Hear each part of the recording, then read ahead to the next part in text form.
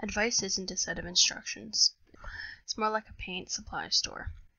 You give the ranter the colors, and the canvas is up to them to make something of it, or ignore it altogether. This channel will have two sides to it, suspenseful creepypastas and true creepy stories. The other side will be advice. Yes, this may seem a little bipolar, but both are things I am interested in.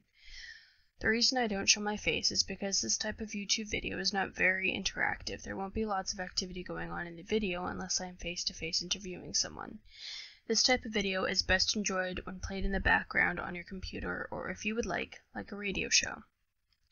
I do hope to post both types of the videos each day, which means 2 videos total, one for the darker, creepy stories and the other for advice.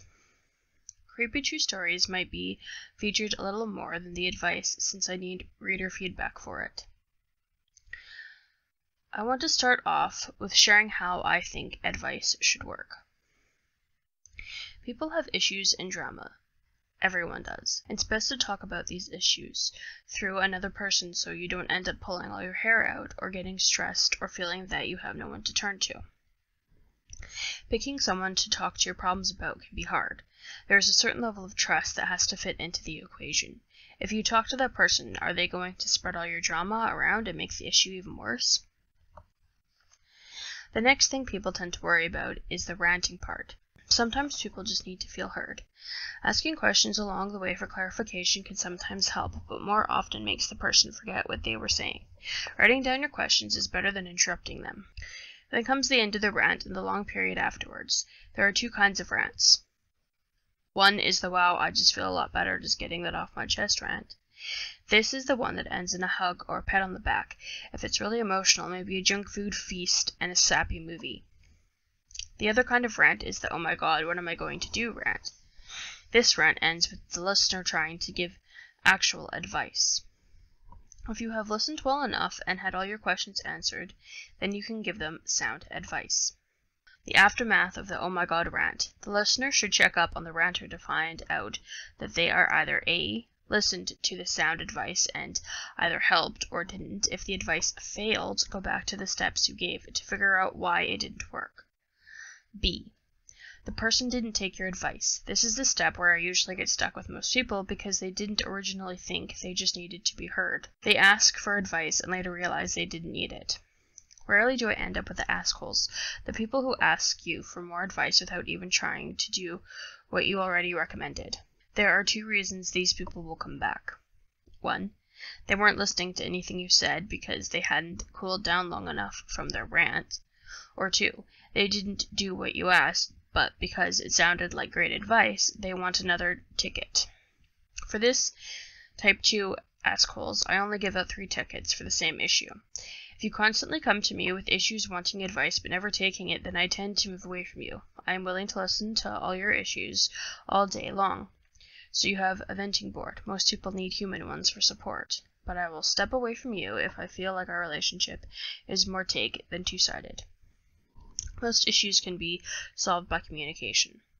Talking with the other person to express your feelings and concerns in a mature manner. No, screaming at them does not count as a mature manner, nor does bringing up issues in the middle of a fight. Those issues tend to be the real reason why you are fighting.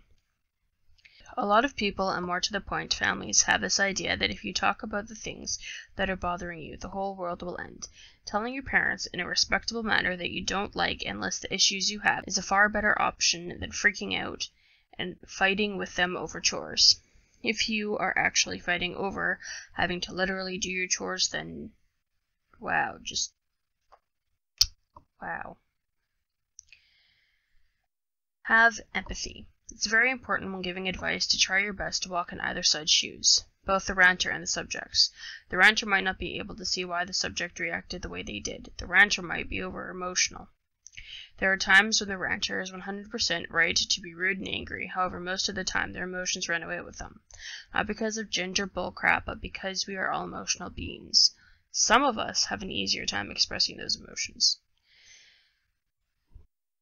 Before giving the advice, try to calm the person down. If they cannot be calm, sit with them. Try not to go onto your phone or computer Just sit there. If you can't be that empathetic to let the person calm down, pick a spot on the wall and stare at it while making up a story in your head. Chances are the silence will help the ranter to get a hold of their feelings. If their breathing is erratic, turn to them and get them to look at you while you breathe calm and steady. Some mint or gum might be best here. If they can see you calm and breathing, chances are their breathing will match yours.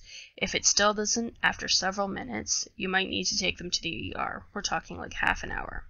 If the person has asthma, inhalers work wonders. You might have to ask them.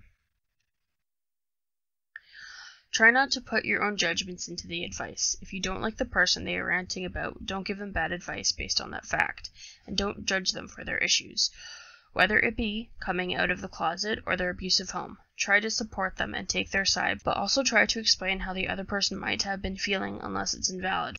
For example, the ranter was right. Yeah, that's not on them at all. Fighting over the remote or who said something rude, whole different story. Get their opinion on your advice before they leave or the subject changes. How about you blank? Or is it possible for you to? How would you want to deal with this? And my all-time favorite, because it's very empathetic, what would you want to do if you were in the other person's shoes? Remember to check in with them.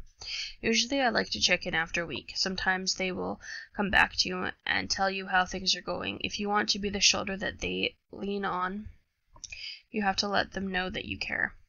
You don't have to walk up to them when they are in a public setting surrounded by friends, and the check-in doesn't have to be formal either.